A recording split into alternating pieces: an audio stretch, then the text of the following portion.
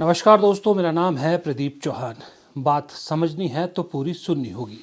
जो देश की मेन ऑपोजिशन पार्टी है कांग्रेस, वो अब 29 के लिए यानी सत्ता पाने के लिए बहुत लालायित दिख रही है।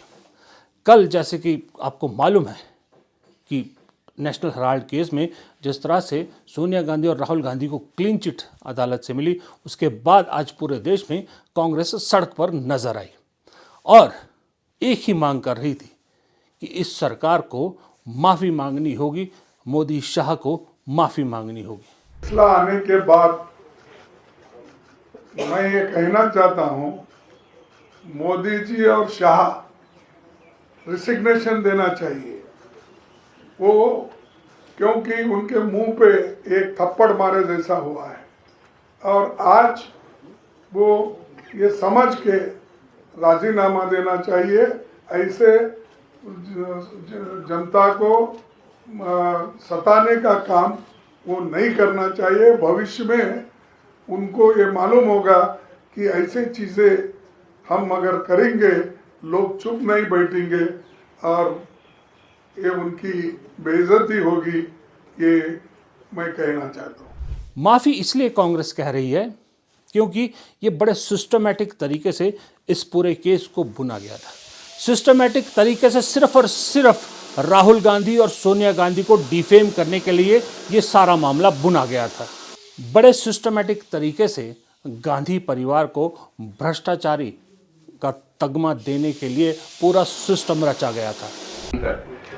अब रोचक बात सुनिए, 2014 से 21 कितने साल होते हैं? 7 वर्ष तक सीबीआई और ईडी ने लिखित रूप से अपनी फाइल्स में लिखा कि इसमें कोई प्रेडिकेट ऑफेंस नहीं बनता है। ये मैं नहीं कह रहा हूं। अगर आपको शक शुभाव, हम हवा में बात नहीं करते हैं, मैं तथ्यों के आधार पर बात करता हूं। अगर शक शुभाव जो मैं बोल रहा हूं तो पैरा 218 से 233 पढ़ लीजिए निर्णय की। ये बहुत महत्वपूर्ण बात है। 2014 से 21 तक फाइल पे, क्योंकि ओपिनियन ली गई, सलाह ली गई। प्रेडिकेट ऑफेंस एफआईआर की एजेंसी होती है सीबीआई, मनी लॉन्ड्रिंग की एजेंसी होती है ईडी। दोनों का संयुक्त सहमति थी, जॉइंट कंसेंसस ये शब्द इस्तेमाल किया है जज ने 232 पैरा नंबर पे। संयुक्त सहमति कि इसमें कोई प्रेडिकेट ऑफेंस का एफआईआर बनता ही नहीं है। नहीं तो आप समझिए कि 7 साल तक कोई एफआईआर लॉन्च नहीं करता क्या?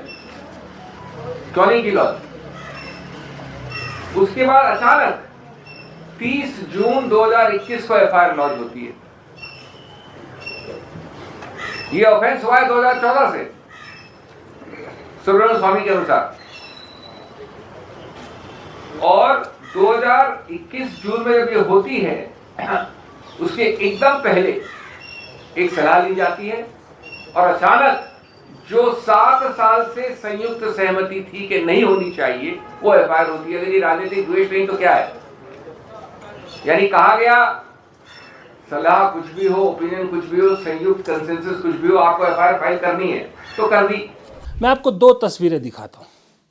ये देश के 2 बड़े नेता इस वक्त विदेश दौरे पर हैं। एक हैं देश के प्रधानमंत्री नरेंद्र मोदी और दूसरे हैं देश के विपक्ष के नेता राहुल गांधी। प्रधानमंत्री इथियोपिया के दौरे पे हैं तो राहुल गांधी जर्मनी के दौरे पर हैं। अब ये वीडियो देखिए। एक तरफ देश के प्रधानमंत्री यानी दुनिया के 3-4 टॉप के ताकतवर देशों में से एक देश के प्रधानमंत्री इस बात से खुश हो रहे हैं कि उनको इथियोपिया के जो राष्ट्राध्यक्ष है वो खुद ड्राइव करके ले जा रहे हैं, और फिर उनके भक्त इस बात से खुश हो रहे हैं कि प्रधानमंत्री के सामने इथियोपिया में वंदे मातरम गाया जा रहा है। दूसरी तरफ राहुल गांधी जो एलओपी हैं, ऑपोजिशन के लीडर है, कोई सत्ता नहीं, कोई पावर नहीं, कोई पद नहीं और किसी तरह का कोई अधिकार नहीं, वो शख्स हर बार विदेश दौरे पे जाता है। इस बार जर्मनी गया है तो कहाँ जाता है? BMW के शोरूम में या BMW के मार्केट या फैक्ट्री में, जहाँ BMW गाड़ी तैयार होती है, बाइक्स का तैयार होती है। BMW आपको मालूम है कि कितना बड़ा नाम है ऑटोमोबाइल इंडस्ट्री में पूरी दुनिया में। अब आप बताइए, इस देश के युवा को कौन ज़्यादा सूट करता है?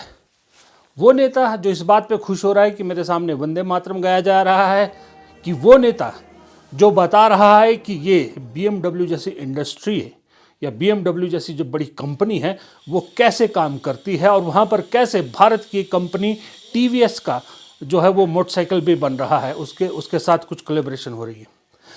ऐसा नेता चाहिए जो इस बात पे खुश होता है कि इथियोपिया के राष्ट्राध्यक्ष उन्हें ड्राइव करके ले जा रहे हैं, लेकिन वो ये भूल जाते हैं कि इसमें आपकी बढ़ाई नहीं है, इसमें आपकी बेइज्जती ज़्यादा है, कि आप अपने देश में इतने असुरक्षित हैं कि आप ड्राइव करना तो छोड़िए, आप बिना काफिले के अपने देश में अपने घर से अपने दफ्तर तक नहीं जा सकते। इतने इनसिक्योर महसूस करते हैं आप अपने देश में। और इथियोपिया के राष्ट्राध्यक्ष या प्रधानमंत्री, राष्ट्रपति बता रहे हैं आपको कि हमारा देश कितना सुरक्षित है कि वहाँ का राष्ट्राध्यक्ष खुद गाड़ी चलाता है और दूसरे राष्ट्राध्यक्ष को अपने साथ बिठा के ले चलता है, कोई खतरा नहीं है। इसमें आपको खुश होने की ज़रूरत नहीं है, आपको शर्मिंदगी होनी चाहिए इसमें।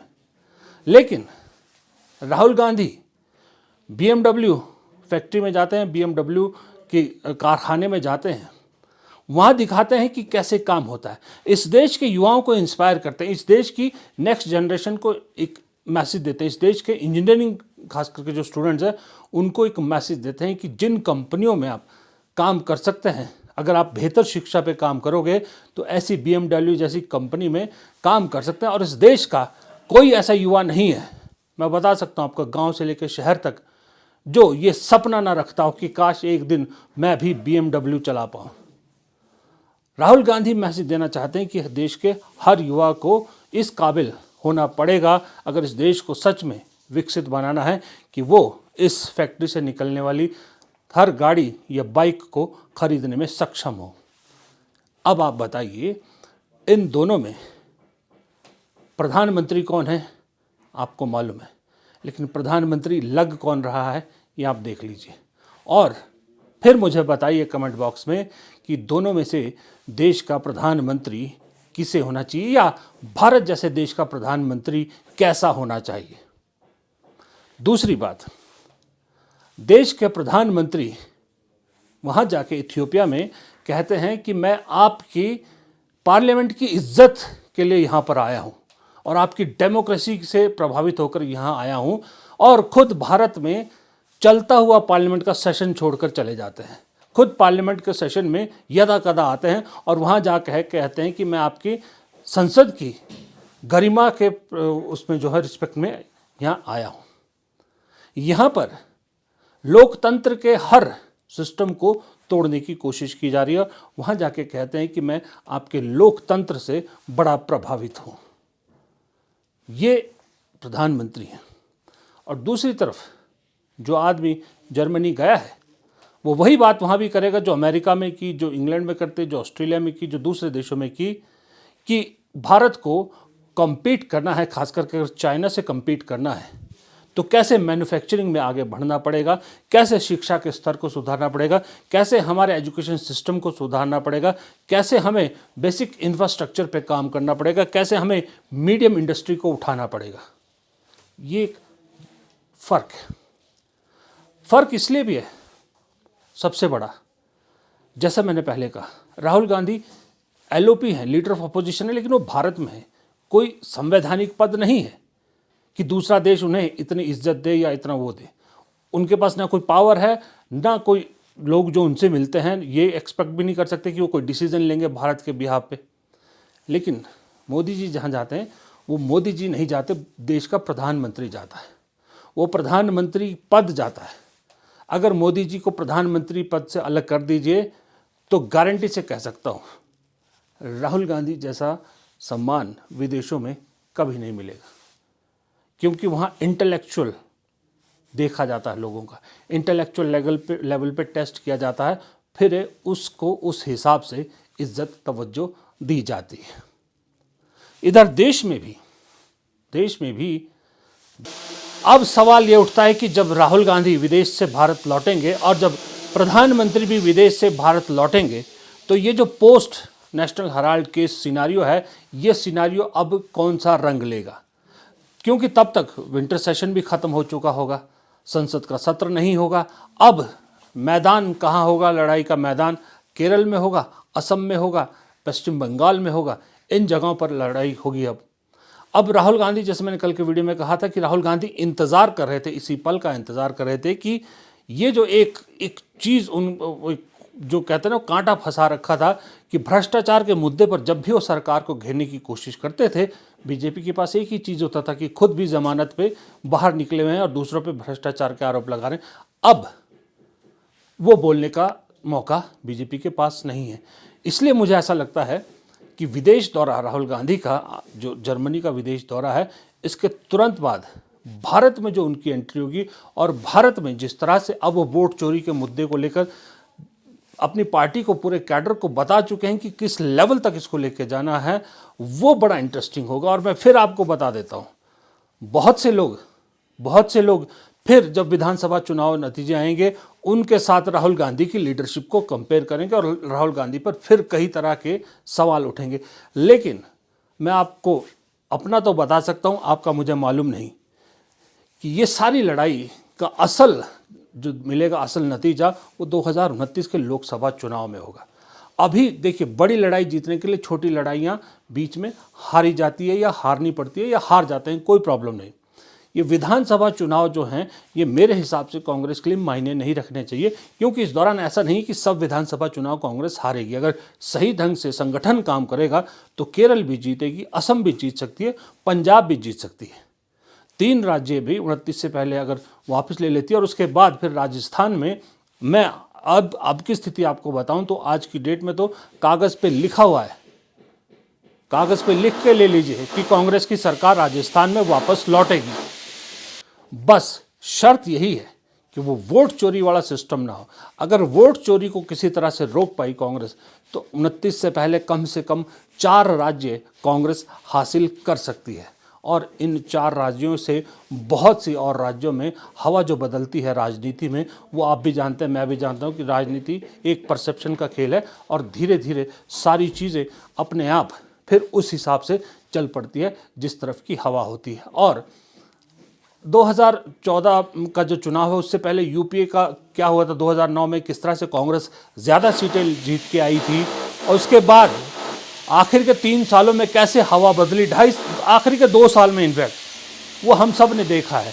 वो किसी के साथ भी हो सकता है, उससे मोदी जी भी अछूते नहीं हैं, उससे अमित शाह भी अछूते नहीं हैं, बल्कि बीजेपी के खुद के अंदर अब बहुत तगड़ी सिर फुटबल होने वाली। जिस तरह से नए जो कार्यकारी अध्यक्ष बनाए गए, नितिन नवीन जो अध्यक्ष बनने वाले हैं, कहीं से भी उठ के आ गए, उसने बीजेपी के अंदर एक पूरी जमात लीडरशिप की ख़त्म कर दी। कहा जा रहा है कि पूरी जमात के लिए फुल स्टॉप लगा दिया है कि आपका अब दौर ख़त्म, आपकी पारी यहीं ख़त्म।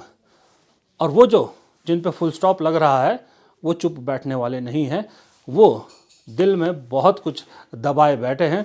मौका आने पर वो उस गुबार को निकालेंगे और वो गुबार फिर क्या खेल खेलेगा, ये तो वक्त बताएगा। फिलहाल इस वीडियो में इतना ही। वीडियो पसंद आए तो लाइक कीजिएगा, शेयर कीजिएगा, कमेंट बॉक्स में अपनी राय दीजिएगा। अगर चैनल को सब्सक्राइब नहीं किया है तो कृपया करके बहुत मेहरबानी होगी, चैनल को सब्सक्राइब ज़रूर कीजिएगा। नमस्कार।